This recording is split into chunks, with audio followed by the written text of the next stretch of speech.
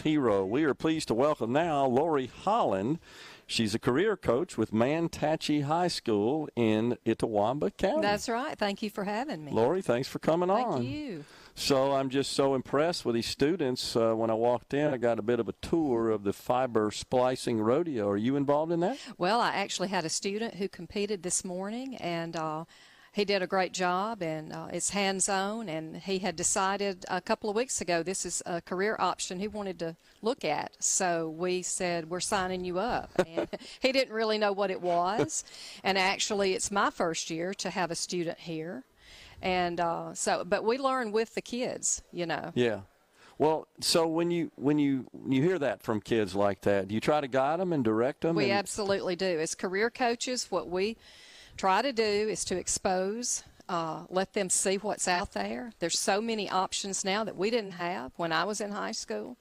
And we try to match their interests, their ability, their passion with some of the careers that are out there. Yeah, and there's plenty of them. And certainly with the explosion of technology and connectivity in the state with building out rural high-speed broadband, there's plenty of opportunity for those that can handle fiber. That's Absolutely. For sure. And you could see the excitement in the kids over here just a few minutes ago as they were competing. And I'd never seen how small the fiber was. And they were amazed. And we said among ourselves, everything we do now in our society depends on this right here. No doubt about it. And so it's very important. Yeah, that's awesome. And coming from the IT world, I can remember the days where you couldn't splice fiber. As Commissioner Caldwell and I were talking about that, you experienced a fiber cut and you didn't splice it. You had to start over. Right. So this saves a lot of time, saves a lot of money, because it's if you got fiber underground, it's likely to experience some sort of sever by unsuspecting equipment. Typically, it just happens. But we need these folks to go out, and then of course there's also situations where it's not optimal just to have one continuous run of the cable, and you need to splice together to get it to where it needs to be. Right.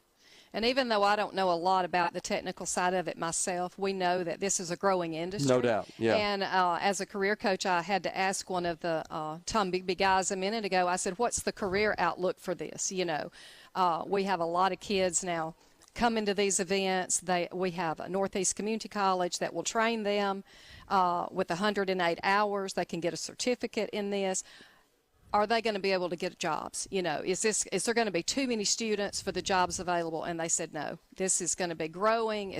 They're on the right end of this, and so that's good news. Yeah, that's great news for our kids. Well, there's a data center explosion underway in our country and in the world, largely being driven by artificial intelligence, and what connects all those data centers to people is fiber. Absolutely. So as long as all the big data center operators are going to continue to invest and build more data centers, we need more fiber optic technicians, and there'll be jobs waiting for those folks. That's fantastic. And so, like my student that came here today, he will go back to his high school and he's going to tell others. Okay. You know, this is the way a lot of the interest evolves, you know, is friends. Oh, well, I went to this and I learned this, so you might want to look at it.